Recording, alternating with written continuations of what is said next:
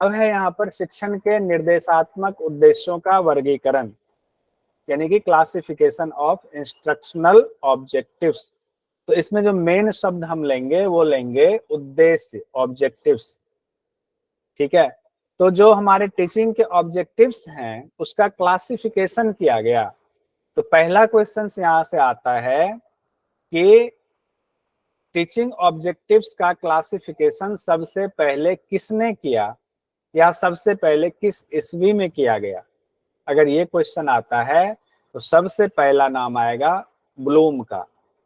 Bloom ने ही सबसे पहले जो टीचिंग ऑब्जेक्टिव्स हैं, टीचिंग के जो उद्देश्य हैं, जो हमने ऊपर उद्देश्य पढ़ा, उसका क्लासिफिकेशन इन्होंने करा ब्लूम ने। कब किया? 1956 में किया। ये क्वेश्चन में आ सकता है। तो क्लासिफिकेशन के दो तरीके यहाँ बताए गए हैं जो हमारे सिलेबस में है। पहला है ब्लूम्स क्लासिफिकेशन, दूसरा है गैगने और ब्रिग्स का क्लासिफिकेशन। इसका एक और नाम है ब्लूम क्लासिफिकेशन का, उसका दूसरा नाम है, एक सेकंड बताता हूं, ब्लूम टेक्सोनॉमी। अगर ये आ जाए ब्लूम टेक्सोनॉमी तो हम परेशान नहीं होंगे। हमने पढ़ा था क्लासिफिकेशन, ब्लूम क्लासिफिकेशन, और यहां दे दिया गया ब्लूम टेक्सोनॉमी। अगर ब्लूम टेक्सोनॉमी भी आए तो यही अर्थ है ब्लूम द्वारा किया गया क्लासिफिकेशन, वर्गीकरण। किस चीज का वर्गीकरण? टीचिंग ऑब्जेक्टिव्स का वर्गीकरण।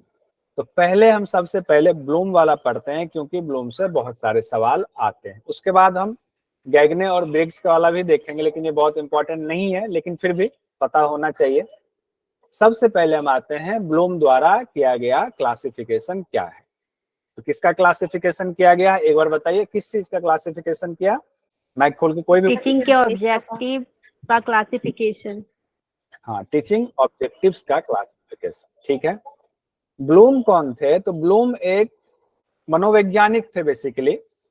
वो अमेरिका के रहने वाले थे। अमेरिका के रहने वाले ब्लूम ने, जिनका पूरा नाम था बेंजामिन ब्लूम, इनका पूरा नाम, अमेरिका के रहने वाले थे ब्लूम, बेंजामिन ब्लूम इनका पूरा नाम था। इन्होंने 1956 में अपने रिसर्च करके एक किताब लिखी।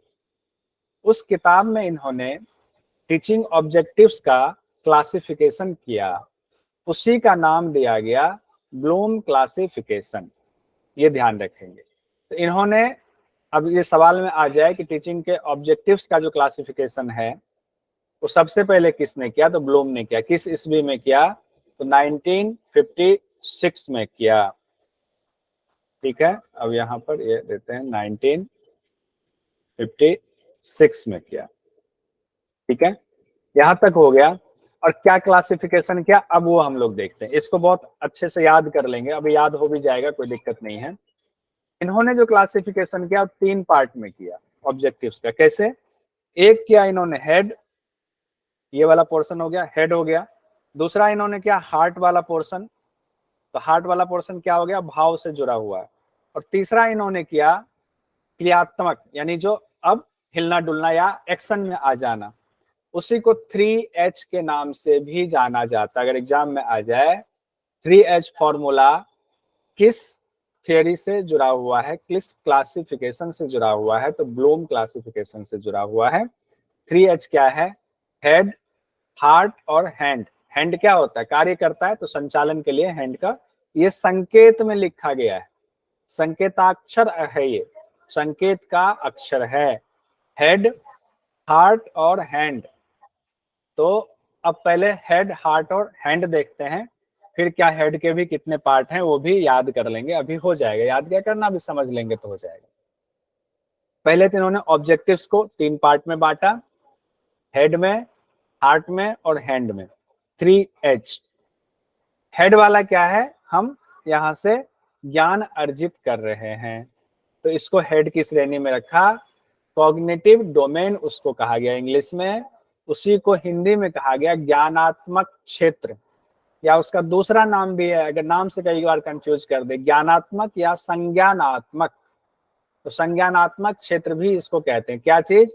ऑब्जेक्टिव्स का क्लासिफिकेशन करें। किसके ऑब्जेक्टिव्स का? टीचिंग ऑब्जेक्टिव्स का।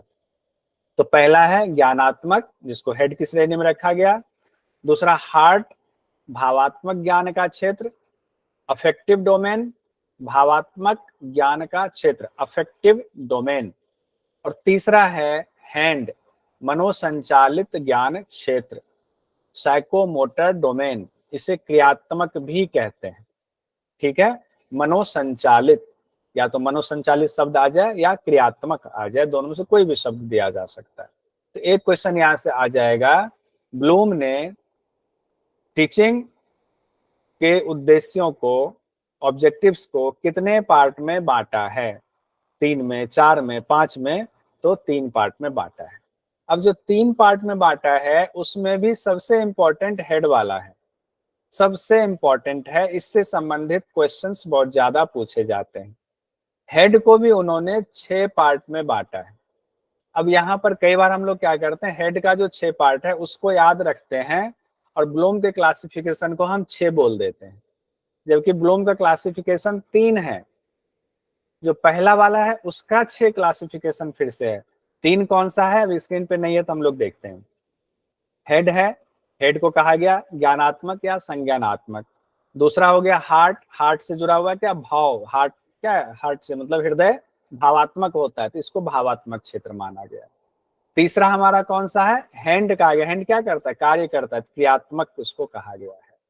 ठीक है, अब हम लोग देखते हैं हेड वाला। हेड में अगर पूछ दे कि जो ज्ञानात्मक क्षेत्र है या कॉग्निटिव डोमेन है उसको कितने पार्ट में बांटा गया, तो 6 पार्ट में बांटा गया। कैसे 6 पार्ट याद रखेंगे, हेड से संबंधित याद रख लेंगे। 2 कान हो गया, 2 आंख हो गया, 4, 1 नाक 1 मुंह, 6। नाक में 2 छिद्र हैं लेकिन एक ही मान लेंगे इसको पोर्शन को, बस याद रखने के लिए। हेड वाले में जो है यानी कॉग्निटिव डोमेन जो है वो 6 पार्ट में उसको बांटा गया है, 1 2 3 4 5 और 6, ऐसे याद रख लेंगे बस। अब कौन कौन सा है, तो इसको बहुत सुंदर कहानी के माध्यम से हम लोग जान लेते हैं, क्योंकि ये थोड़ा सा कठिन होता है। पुंडलिक जी है ना क्लास में, ठीक है, पुंडलिक जी का उदाहरण देते हैं। पुंडलिक जी बुरा मत मानिएगा, ठीक है, आनंद लीजिएगा। हम कभी मानते सर। ठीक है, अब मान लीजिए कि पुंडलिक जी हैं, स्टूडेंट हैं, और पुंडलिक जी को हम आए कुछ बताने के लिए, और हमने कहा पुंडलिक जी अब आप बड़े हो गए हो, आपने नेट भी क्वालिफाई कर लिया है, अब आपकी शादी करा देते हैं। अब शादी शब्द आया, पुंडलिक जी को अब तक नहीं पता था शादी क्या होती है, तो इनको हमने कहा आपकी शादी करा देते हैं। तो पुंडलिक जी ने कहा अच्छा क्या कराते हैं, शादी? हमने कहा हाँ शादी कराते हैं। अच्छा ठीक है, तो पहला ज्ञान उसको हमने एक शब्द का दिया, पुंडलिक जी को एक शब्द का ज्ञान क्या दिया, शादी। अभी तक वो जानते नहीं शादी क्या होता है, उनको आया हाँ शादी कुछ होता है, तो उन्होंने ज्ञान अर्जित किया, जानकारी को उन्होंने याद किया। ऐसे ही किसी थियरी के बारे में आप जब उसको इंट्रोड्यूस करते हो, जैसे शुरू में हमने इंट्रोड्यूस किया, क्या ब्लूम की थियरी है, ब्लूम का क्लासिफिकेशन है, तो पहला तो शब्द आपके अंदर आया कि ब्लूम का क्लासिफिकेशन कुछ है, तो पहला तो ज्ञान हुआ, ये नॉलेज आया कि ब्लूम का क्लासिफिकेशन है। अब आपके मन में सवाल आएगा, आपने तो बता दिया ब्लूम का क्लासिफिकेशन क्या, अब बताओ तो सही क्या है वो। अब पुंडलिक जी के मन में सवाल आएगा शादी, शादी क्या होता है, उसके बारे में उनका जो है अंडरस्टैंडिंग लेवल थोड़ा सा बढ़ना शुरू होगा, वो अंडरस्टैंड करना चाहेंगे उस शादी वाले शब्द को, उसी को बोध कहा गया है, बोध होना उस चीज का, शादी का उनको बोध होगा, मन में उत्सुकता जाग रही शादी है क्या, वो पूछेंगे अपने दोस्तों से, पड़ोसियों से, अपने संगी साथियों से, अरे शादी क्या होता है, हमें किसी ने बताया कि शादी कुछ होता है, ज्ञान मिला है हमें, ज्ञान क्या होता है। अब उसके बारे में वो जानकारी इकट्ठा कर रहे हैं शादी के बारे में, तो किसी ने कहा शादी बहुत अच्छी चीज है, शादी करोगे तो खाना बना बनाया मिल जाएगा, कहीं तकलीफ में आओगे तो एक संगी साथी मिल जाएंगी उस तकलीफ को बांटने के लिए, और भी बहुत फायदे उनको बता देंगे। तो उनको अच्छा, अब उनको ज्ञान बोध होने लगा, कंप्रिहेंशन होने लगा शादी के बारे में, यानी कि जानकारी सामग्री का अर्थ समझना, जो जानकारी आपको मिली है, जो ज्ञान मिला है, उसका अर्थ आप समझने लगे। अभी सिर्फ समझ रहे हैं, अभी शादी नहीं हुई है इनकी, पुंडलिक जी की। अब क्या हुआ, पुंडलिक जी को जब उसका अर्थ आया तो उत्सुकता मन में जागी, अच्छा ये चीज है, तो चलो जब हम जान भी लिए शादी क्या, इतनी अच्छी चीज है शादी। और किसी ने ये भी कह दिया पुंडलिक जी को कि शादी ऐसा है ना कि उसमें बिना गलती के भी सॉरी बोलना पड़ता है, या चलो ये तो और अच्छा है। तो अब इनके मन में उत्सुकता जागी, अब तो शादी करनी है, अब उस शादी को उपयोग में लाना है, एप्लीकेबल करना है उसको। तो इन्होंने क्या करा, ये चले गए लड़की देखने। लड़की देखने गए, अब उसको एप्लीकेबल करना है। लड़की देखने गए और वहां पर उन्होंने जो है अपना जो अमूर्त ज्ञान था इनके पास कि शादी क्या होती है, उसमें एक लड़की होती है, एक ससुर भी मिलेगा, हमें एक सास भी मिलेंगी, बड़ा मानेंगी, ससुर भी बड़े प्यार करेंगे। इनका अभी तक अमूर्त ज्ञान था, वो भावात्मक ज्ञान था, उसको व्यवहारिक ज्ञान में लेने गए, अमूर्त ज्ञान को मूर्त ज्ञान में कन्वर्ट करने गए, लड़की देखने चले गए। अब इनके सामने सारी पिक्चर दिख रही है कि लड़की भी बैठी हुई है, सास ससुर भी बैठे हैं, साला भी है, आहा हा आनंद में है। अब वहां इन्होंने पसंद किया और शादी कर ली। अब जब ये शादी इन्होंने किया तो शादी के बाद ये जीवन जीने लगे अपना। जब शादी के बाद जीवन जीने लगे तब इनको खट्टे मीठे अनुभव होने लगे। जब खट्टे मीठे अनुभव होने लगे तो अब ये एनालिसिस करने लगा, किस किस ने बोला था शादी करो, अच्छा हुआ तो जिसने बोला था उसका धन्यवाद देगा, अब बुरा हुआ तो उसको ढूंढेगा, तुम ही ने बोला था। वो कहेगा भैया हम क्या करें, तो शादी का लड्डू है ऐसा कि जो खाए वो भी पछता है, जो ना खाए वो भी पछता है, लेकिन खाने के बिना रहा नहीं जाता है। तो अब इन्होंने ये विश्लेषण कर रहे हैं। अच्छा, विश्लेषण भी दो तरीके का होता है। क्या विश्लेषण दो तरीके का होगा, एक तो होगा कि गुड वाला, जब अच्छा अच्छा सब कुछ है ना तो विश्लेषण होगा, कहेंगे कि नहीं, पत्नी से जब थोड़ा सा मान लो पहले झगड़ा हो गया, झगड़ा हुआ तो कहेंगे कि अरे तुम्हारे तो मायका वाला ऐसा है, तुम्हारा तो वैसा है, तुम तो ये करते हो, तुम्हारा ध्यान नहीं रखते हो, तुम्हारा तो जो है मैंने ही पसंद किया, दूसरा तो कोई पसंद नहीं करता। तो आपने क्या किया, आप कह दोगे तुम्हारी तो नाक, और चिढ़ाने के लिए तुम्हारी तो नाक जो है थोड़ी नीची है, तुम्हारे आंख तो छोटे हैं, या तुम्हारी आंख इतनी बड़ी आंख ना दिखाओ। तो आपने क्या किया, एक एक चीज को लेकर के विश्लेषण करके कमेंट करना शुरू कर दिया पत्नी पर। पत्नी भी नाराज होगी, पत्नी ने भी आपका विश्लेषण कर दिया, ये पलटवार चल गया दोनों तरफ से, एक दूसरे का विश्लेषण, यानी कि ज्ञान का, क्योंकि ज्ञान तो आप प्राप्त कर रहे हो शादी की, वो तो परस्पर दूसरी तरफ से भी वही प्रोसेस चला आ रहा है। तो एक दूसरे का विश्लेषण कर दिया, ठीक है। अब उस सब्जेक्ट का विश्लेषण हुआ, अब उसके बाद आता है संश्लेषण यानी सिंथेसिस। अभी झगड़ा हुआ था तो विश्लेषण हुआ, एक दूसरे को पिन किया, तुम्हारी नाक ऐसी, तुम्हारे मुंह ऐसे, पुंडलिक जी कहेंगे कि तुम्हारा कलर जो है दबा हुआ है, पुंडलिक जी कहेंगे तुम्हारा कलर सफेद है, तो कौन सा तुम्हारा अपना योगदान है। अब विश्लेषण हुआ, अब क्या हुआ, ये सब लड़ झगड़ के जब थक गए झोटम झोटा करके, तब हुआ कि चलो अब ठीक है, अब थोड़ा सा अच्छा वाला माहौल आ गया। जब अच्छा वाला माहौल आ गया तो उसमें सब कुछ अच्छा दिखने लगा। पुंडलिक जी में उनकी पत्नी को सब अच्छा दिखने लगा, अरे जो है टेढ़ा है पर मेरा है। अब पुंडलिक जी को अपनी पत्नी ने टेढ़ी है पर मेरी है। तो संश्लेषण का मतलब क्या है, विश्लेषण का बिल्कुल उल्टा। विश्लेषण में हम क्या कर रहे थे, एक एक चीज को पर्टिकुलर हम फोकस कर रहे थे, और संश्लेषण में, सिंथेसिस में क्या करा, सबको मिलाकर, अच्छा ठीक है नाक भी टेढ़ी है तो क्या ठीक है चलेगी, कोई बात नहीं, बहुत अच्छा, ओवरऑल ऐसा है इस लेडी ने मेरे घर को संभाल लिया। और लेडी कहेंगे ओवरऑल ऐसा है इस आदमी ने मेरा जीवन सफल कर दिया। तो जो अब तक अलग अलग था उसको समय, यानी एक में क्लासिफिकेशन करते हैं विश्लेषण में एक एक चीज का अलग अलग, और दूसरे में उसको एक साथ इकट्ठा कर दिया कि नहीं ठीक है जो है फाइनल बढ़िया है, ठीक है। ये सिंथेसिस हो गया। अब है उसके बाद फाइनल मूल्यांकन की बात आएगी, इवेल्युएशन की बात आएगी। अब एक पुंडलिक जी का दोस्त आ गया कि भाई तुमने तो शादी की है, अब हमें भी बताओ शादी के बारे में, हमें पता चला तुम्हारा मूल्यांकन क्या है। तब वो कहेंगे भैया शादी तो कर ही लो या नहीं करो, जो भी पुंडलिक जी का मूल्यांकन होगा, हो सकता है उनका मूल्यांकन पॉजिटिव हो या उनका मूल्यांकन निगेटिव हो। अगर निगेटिव भी होगा तो भी वो फंसाना चाहेंगे, हम तो फंस गए दूसरे को भी फंसा लें। पॉजिटिव होगा तो अच्छा भाव होगा, योग वाले हैं तो कहेंगे नहीं नहीं कर लो अच्छी चीज है। तो मूल्यांकन कुछ भी हो, मूल्यांकन में आप फ्री होते हो, हर आदमी का मूल्यांकन एक ही चीज के बारे में अलग अलग हो सकता है, इसलिए एक ही सब्जेक्ट पर जब आप रिसर्च करते हैं तो आपका मूल्यांकन, आपका रिजल्ट बिल्कुल डिफरेंट आता है। तो ये 6 पार्ट हो गया। बताइए ये किसका पार्ट था, अब आप लोगों में से मुझे बताइए ये क्या चीज पढ़ रहे थे हम अभी। एक तो बताइए ज्ञानात्मक हेड का सर, सर ब्लूम टैक्सोनॉमी का ये फर्स्ट हेड हेड के, कॉग्निटिव। बहुत बढ़िया। तो ब्लूम जो हम लोगों ने सिद्धांतपुरा क्लासिफिकेशन पढ़ा, उसका जो पहला था ज्ञानात्मक था या संज्ञानात्मक था, उस संज्ञानात्मक के 6 ये पार्ट थे। समझ में आ गया? ये बहुत आसान था, बिल्कुल आसान, कोई दिक्कत नहीं था। अब उसी चीज को ज्ञान से जोड़ दीजिए, शादी तो बहुत हो गया, अब शादी को छोड़ दिए, ज्ञान से जोड़ लेंगे तो ज्ञान से कर लीजिए कि किसी को किसी थ्योरी के बारे में सिर्फ बताया, पहले ये थ्योरी है, इसी को मान लीजिए ब्लूम की थ्योरी से देख लेते हैं। हमने आपको बताया ब्लूम की थ्योरी, अब आपके मन में सवाल है, थोड़ी देर हम चुप बैठ जाएं, कुछ ना बोले, आपके सर आपने ब्लूम थ्योरी बताया, वो तो बताओ ब्लूम थ्योरी क्या होता है, नहीं उसका बोध तो कराओ, तो हम ब्लूम थ्योरी के बारे में थोड़ा सा देंगे। ब्लूम थ्योरी जो है वो क्लासिफिकेशन है किसका? टीचिंग ऑब्जेक्टिव्स का। तब आप कहोगे कि उसको कैसे मूर्त रूप में लाएं, कैसे उसको उपयोग करें, तो हम बताएंगे कि वो थ्योरी ये है, उसको ऐसे व्यवहार में लाना है।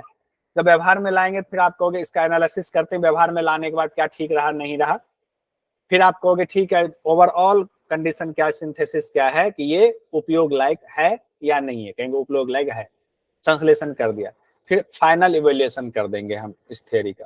यह हमारा संज्ञानात्मक हो गया, यानी हेड का काम हो गया।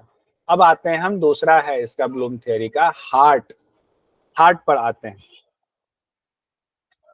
पीडीएफ सेंड करना सर, हाँ मैं ये करेंगे, अब ऐसा करेंगे ना, रोज जो पढ़ाएंगे ना, रोज का पीडीएफ रोज सेंड कर देंगे तो अच्छा रहेगा। मैंने ये सोचा, आज मैं विचार कर रहा था, नहीं तो फिर दिमाग से निकल जाएगा। आज जो हम पढ़ा रहे हैं, कल वाला और आज वाला मैं आज ही पीडीएफ सेंड कर दूंगा, ठीक है, चिंता मत कीजिए। दूसरा है हमारा हार्ट का, यानी भावात्मक ज्ञान क्षेत्र, इसको कहते हैं अफेक्टिव डोमेन, ठीक है। हार्ट है, हार्ट से भावनाओं का अंबार लगा होता है हृदय में, उससे जुड़ा हुआ है। कहते हैं इसके अंतर्गत मुख्य रूप से मनोदृष्टि या मनोभाव, मन के भाव कहाँ भावनाओं से उत्पन्न, हृदय से उत्पन्न होंगे। प्रेरणा, शिक्षण प्रक्रिया में छात्रों की सहभागिता कितनी है, जो हम सीखते हैं उसका महत्व हम जानते हैं, साथ ही जीवन में अनुशासन जैसे नैतिक मूल्यों का समावेश भी करते हैं। कहते हैं ना कि पुंडलिक जी दिल से बड़े अच्छे हैं, दिल से अच्छे हैं तो जो चीज उन्होंने गलती भी करा बड़ा जल्दी सॉरी बोल दिया, सारी गलती हो गई थी हमसे, उन्होंने सीख लिया। तो ये होता भावनात्मक, यानी दूसरा वाला पोर्शन हमारा ये हो गया। अब तीसरा पोर्शन, अब दूसरे पोर्शन इसमें ही में भी 5 पार्ट बताया गया, 5 आंसर, बहुत इंपॉर्टेंट नहीं है, फिर भी एक एक लाइन में है, सुन लेते हैं। आकलन हुआ, वैल्यूएशन हो गया। आग्रहण यानी रिसीविंग, कोई चीज किसी ज्ञान को का आकलन करना, उसको रिसीव करना, उस पर अपना प्रतिक्रिया देना, रिस्पॉन्ड करना, फिर उसको ऑर्गेनाइज करना, फिर उसको निरूपण कर देना, करेक्टराइजेशन, तो इसको निरूपण करेक्टराइजेशन हो गया, ठीक है। आकलन क्या है, जो हम सीखते हैं उसकी महत्ता कितनी है, इस बात का आकलन करते हैं। आग्रहण क्या हुआ, सुनने की, आग्रहण मतलब रिसीविंग, मतलब किसी चीज को प्राप्त करना, सुनने की इच्छा। प्रतिक्रिया क्या हुआ, रिस्पॉन्ड करना, सहभागिता की इच्छा है कि कोई कुछ कह रहा है तो हमें उसमें सहभागी, जैसे हमने अभी पूछा कि क्या है ये बताए, तो आपने सहभागिता की, आपने रिस्पॉन्ड करा, इसको कहते हैं रिस्पॉन्ड कोई नहीं कर रहा है, रिस्पॉन्ड तो करो, रिस्पॉन्ड करा हमने। उसके बाद है संयोजित करना, ऑर्गेनाइज करना, उसको सबको मिलान करके एक साथ रखना। उसके बाद क्या है, निरूपण करना, अभिव्यक्ति करना, ठीक है, अंतर करना, ठीक है। तो हम इसमें ब्लूम का पहले वाले का कितना क्लासिफिकेशन था, 6, हेड वाले का 6 क्लासिफिकेशन आया। हार्ट वाले में कितना आया क्लासिफिकेशन, 5 आया। उसमें क्या था, वैल्यूएशन, रिसीविंग, रिस्पॉन्डिंग, ऑर्गेनाइजिंग, और आप लोगों ने कहा करेक्टराइजेशन। फिर से बोलिए, अब नहीं करेक्टराइजेशन। करेक्टराइजेशन। तो ये 5 चीजें सेकंड वाले में हो गया। कई बार ये भी आ जाए कि हार्ट वाला जो है या भावात्मक वाला जो पक्ष है, तो उस भावात्मक पक्ष के कितने अंग हैं, तो उसके 5 उसके क्लासिफिकेशन किए गए हैं। यानी ब्लूम का ही है, दूसरे का 5, पहले का 6, दूसरे का 5। अब उसके बाद आता है हैंड। हैंड मतलब क्रियात्मक, इसको कहते हैं साइकोमोटर डोमेन कहा जाता है।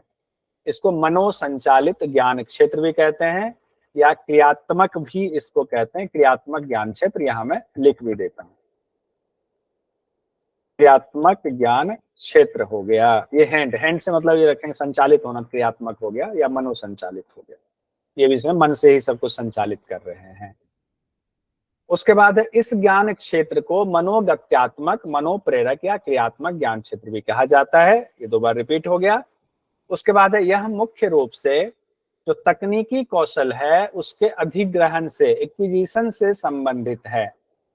यानी कि तकनीकी कौशल, जो टेक्निकल हमारा नॉलेज होता है, टेक्निकल हमारी कुशलता होती है, उससे संबंधित, उसके अधिग्रहण से संबंधित है, ये टेक्निकल नॉलेज से संबंधित है ये हैंड वाला, यानी कि मनोसंचालित वाला। अब इसके अंतर्गत भी कितने उद्देश्य, कितने ऑब्जेक्टिव्स बताए गए हैं, मतलब इसके 5 ऑब्जेक्टिव्स के 5 स्तर, 5 लेयर्स बताए गए हैं। बात तो ऑब्जेक्टिव्स की ही चल रही है सारे, तो मनोसंचालित या क्रियात्मक ज्ञान के क्षेत्र के अंतर्गत उद्देश्यों यानी ऑब्जेक्टिव्स के 5 स्तर हैं, 5 लेयर्स हैं। पहला लेयर है प्रतिरूपता, इमिटेशन। इसमें छात्र कौशल को हूबहू उसी रूप में अपनाने का प्रयास करता है। ठीक है, कि जिस रूप में है इमिटेशन, उसी रूप में हमने अपना, क्योंकि कई बार कई चीजें होती है जिसमें हमारे पास अपना कुछ करने का ऑप्शन नहीं होता है। अब कोई मशीन है, मशीन को जैसे चलाया जाता है, जिसने बनाया है वैसे, उसमें हम क्या चेंज करेंगे, या तो आप नई मशीन बनाए, लेकिन उस मशीन को अगर हम अपना रहे हैं तो वो उसको उसी रूप में हमें अपनाना पड़ेगा जैसा कि वो पहले से बनाया गया है।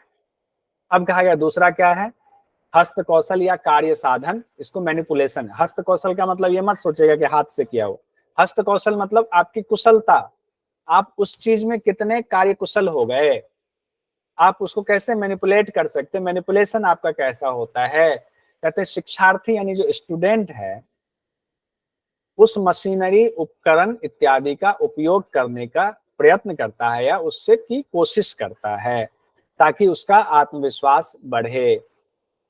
उसके बाद कहते हैं तीसरा है हमारा प्रिसीजन, यानी कि परिशुद्धता।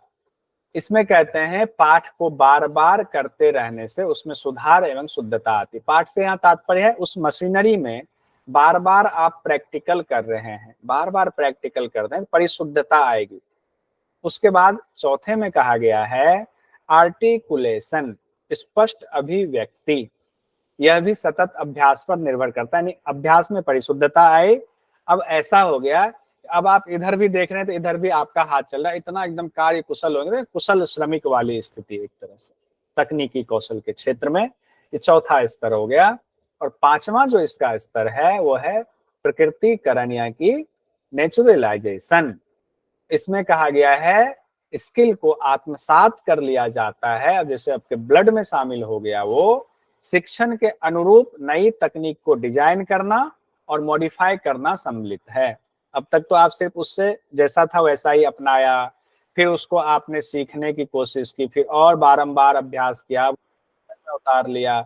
अब उसमें चाहो तो आप नया मॉडिफिकेशन भी कर सकते हो, आपको लगे नहीं ये काम करने का तरीका बहुत ढीला पड़ रहा है, इसमें कुछ अलग तकनीक हम जोड़ दें तो हमारा जो है कार्य करने की क्षमता बढ़ जाएगी, अच्छा होगा। तभी तो मॉडिफिकेशन होता रहा। पहले जो हम यहाँ से थोड़ी दूरी पर उड़ते थे, वैसे 2 भाइयों राइट बंधुओं ने जो है पहले बनाया जहाज, तो थोड़ी दूर उड़ा होगा। उसके बाद फिर आज जो है कहाँ से कहाँ कितने समंदर पार करके हम चले जाते हैं, तो मॉडिफिकेशन होता गया।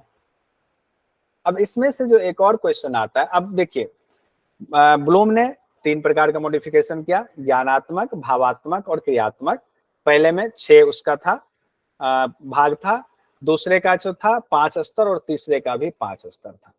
यहाँ हुआ ब्लूम का जो क्लासिफिकेशन था, जिसको ब्लूम टेक्सोनॉमी कहते हैं, इसमें पहली बार संशोधन भी हुआ। तो ब्लूम टेक्सोनॉमी आया कब, 1956 में आया, और 2001 में इतने सालों बाद इसमें कुछ मॉडिफिकेशन किया गया, संशोधन किया गया।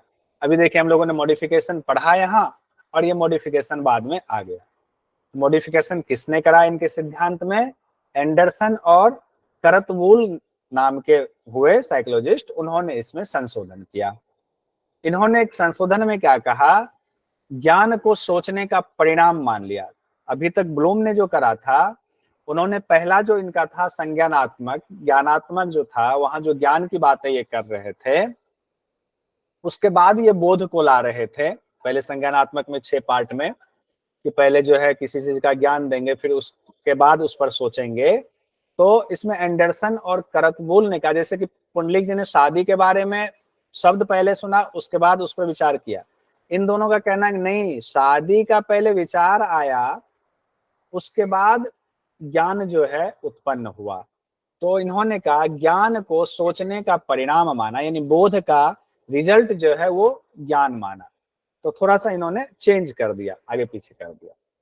इन्होंने साथ ही इन्होंने क्या किया, एंडरसन और करतवुल ने इन्होंने कहा कि मेरे मुताबिक ज्ञान के 4 आयाम हैं। पहले तो कहा ज्ञान कहाँ से आया, सोचने की वजह से आया, उसका परिणाम है। उसके बाद इसने कहा ज्ञान के 4 आयाम हैं, उसका भी 4 स्टैंडर्ड बताया 2001 में जो संशोधन किया। क्या? तथ्यात्मक ज्ञान, वैचारिक ज्ञान, प्रक्रियात्मक ज्ञान और मेट कॉग्निटिव ज्ञान। मेट कॉग्निटिव ज्ञान के बारे में व्याख्या की गई है, इससे ज्ञान का भी ज्ञान, यानी कि जितने ज्ञान अभी हैं 4 हैं, लास्ट वाला जो ज्ञान है वो ज्ञान का भी ज्ञान किया गया है, अर्थात ज्ञान की प्राप्ति कैसे की जाए ये बाकी का एक तरह से हेड हो गया। तथ्यात्मक ज्ञान, जो तथ्य आप जुटाते हैं, फिर विचार मन में आया, वैचारिक ज्ञान हो गया, फिर इसकी प्रक्रिया चलेगी, आगे आप बढ़ते जाएंगे, प्रक्रियात्मक ज्ञान हो गया, और लास्ट में मेट कॉग्निटिव ज्ञान हो गया।